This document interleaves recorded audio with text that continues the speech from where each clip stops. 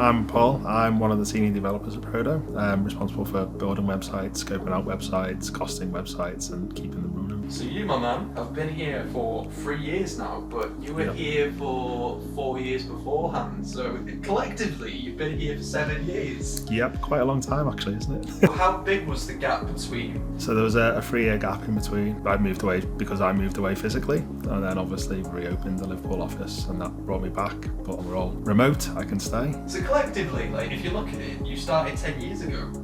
Yes, Realistically. pretty much. Before this barn was built, there was tractors in here when I first started. What did it used to look like? Like how did the business as a whole, how did it used to look and feel? It was very sort of split. There was an inbound team that was responsible for SEO. There was a development team that was responsible for building websites. Not as complicated as they are these days. That's probably the biggest change I've seen, is that sort of retention of clients and building relationships rather than just building a website, launching it, and then even get a loan. So yeah, I think that's the biggest change I've seen from my side. It's a nice way to work because it's better to deliver a product and then sort of enhance it over time, because you learn from your past mistakes and you can iterate, and every iteration gets better and better.